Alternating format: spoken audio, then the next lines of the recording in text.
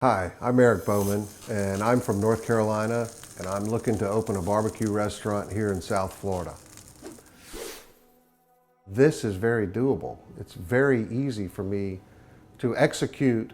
One of the things I really am excited about with crowdfunding is that it's growing in such popularity. It means that I'm definitely not alone. And it's really good to know that there's not only people on my end of the deal, but also people on the other end of the deal that are interested enough to make this thing as big as it is. One of the reasons I would like to be in South Florida to open a barbecue restaurant is because when I got here in 1994, I noticed that there were not very many barbecue places that had the quality of where I came from in North Carolina. And they also didn't have a situation here where the food is reasonably priced. I started cooking at work with American Airlines back in 2003, 2004. The runways run east and west, and there was one day we were standing out there looking at the sun setting in the west, and a few coworkers came up to me and said, "Can you hear the sound of that grill sizzling? Can you hear the sound of that top popping off that bottle?"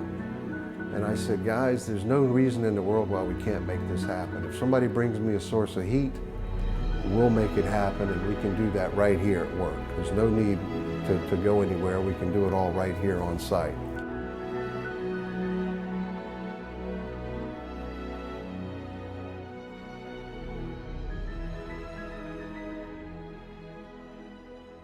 Since the grill has been taken away in '09, there's not a day that goes by that I go to work I don't hear at least one employee come to me and say, "When are you going to open your barbecue restaurant? When are you going to get this done? Because I cannot wait to get there. I want to be able to have a place I can go anytime I want, even if I would pick the food up and bring it back home and take it to my family, or if I sit and hang out for a while and stay with you and visit and enjoy the place."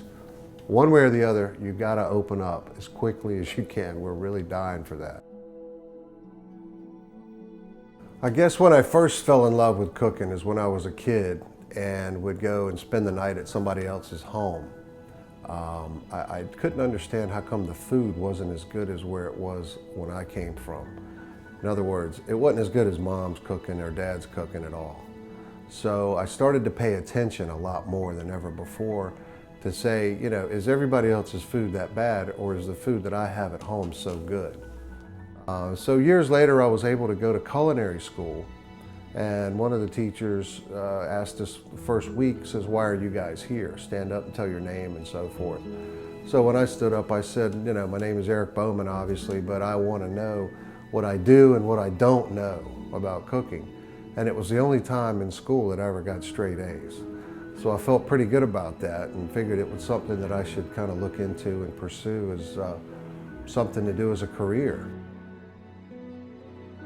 I have to have raw ingredients, raw meats, and that's the only way for me to do it, is to keep the tradition going and keep it alive and just do it the way it's been done since it was done in the very beginning. It's the only way to do it.